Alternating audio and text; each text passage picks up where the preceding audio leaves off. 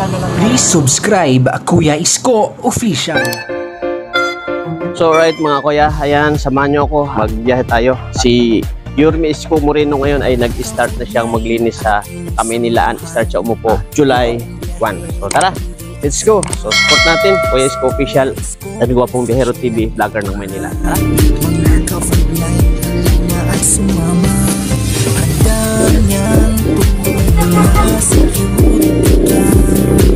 Siya si Gwapong Biyahero TV, kasama nyo palagi, hindi magsasawang tumulong sa Right mga biyahero mga kuya, ayan no, shout out.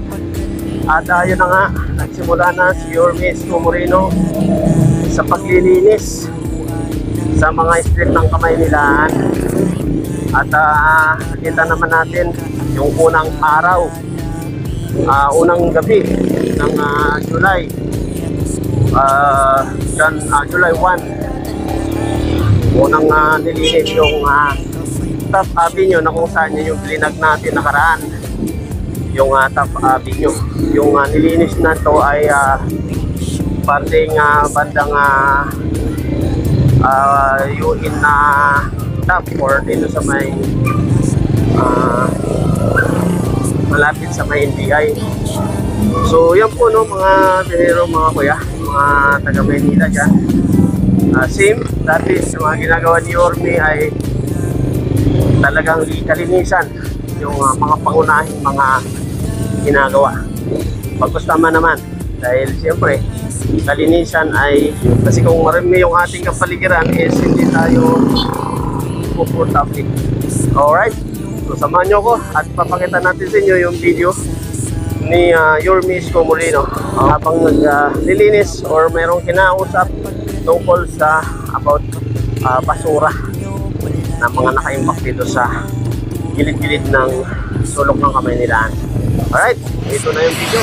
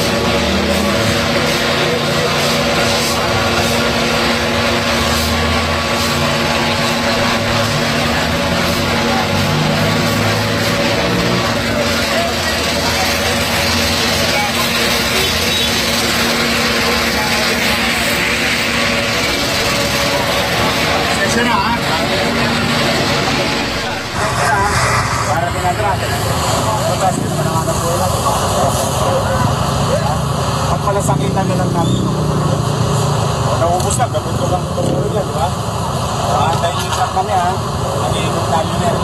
Pwede ba ito oras yan, di ba ito hanggang sa umayos sa basura sa pagkakas. Wala pa rin usap ko, nandiyan. Nasa sakit nyo, nakita ko na ito sa kanto.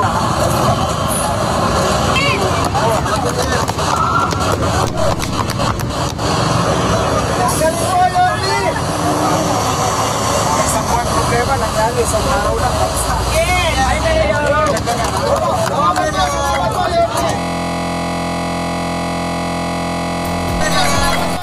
Ayan mga kababayan, nasaksiyan natin ang unang araw na pag-upo ni Yorme Isko Moreno, no? At sabi nga niya, talagang yan ang tamang serbisyo sa ating bayan. At kalinisan ang unang kanyang ginampanan. At hindi lang, kundi kasama siya mismo sa mga activity na ginagawa, lalo na sa paglilinis. Kaya sa mga susunod, ayan, may marami naman na tayong mga abangan dito. Makikita natin kung anong mga aksyon mga gagawin niya. Sa basura, nakita na natin may aksyon kaagad, yung mga kanyang mga sinabi ay ginagawa. At sa mga susunod, makikita natin kung ano pa ba ang ating malalaman dito sa mga istorya ng kanyang pagka-mayor dito sa pangalawang kanyang pagtakbo. So ayan mga kaibigan, mga kababayan, no? At manood lang at update ko lang kayo dito sa ating mga vlog, sa ating video. At meron lang ako mga i-shoutout na ating mga kakilala or mga nagpapa-shoutout sa aming butihing HR, no? Shoutout sa iyo, Sir Adrian HR ng Grand Canyon Security Agency.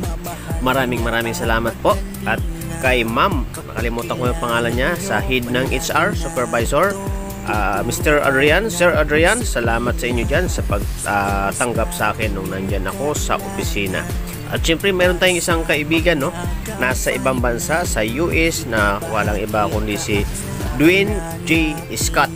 Yan, shout out, isa siyang parang foreigner, no, at kausap natin siya minsan at isa natin siyang subscriber or follower sa ating mga upload video. So shout out po. At syempre shout out sa ating mga tagapanood, sa ating mga kababayan, sa ating mga upload video dito sa ating channel. At syempre pag-support naman yung ating channel, no, Kuya Isko Official, at yung ating isang channel na to, Guwapong Biyahero TV, at yung aking Facebook account, Charles Francisco. So mabuhay po ang lahat. Ka-5-9 at yun ang samahan, Guwapong Biyahero TV ay samahan. Si Kuya Isko Official nandito na. Mga ka-5-9 halina at sumama. Handa niyang tulong mga security guard. Siya si Guwapong Biyahero TV, kasama niyo palagi. Hindi magsasawang tumulong sa kapwa, pagmamahal niya at pagkalinga. Kapag kailangan nyo, palaging narito. Tuturuan ng disiplina. Mga ka-5-9, ibabahagi ang kaalam. Samahan na natin si Guwapong Biyahero, Kuya Isko, Charles Francisco. Laging tatandaan, hindi ka iiwanan. Mga ka-5-9, siya'y palaging nandyan. Handang tulungan at samahan kayo. Handang magserbisyo para sa inyo, kahit na anuman ang mangyari. Kuya Isko ay nasa tabi.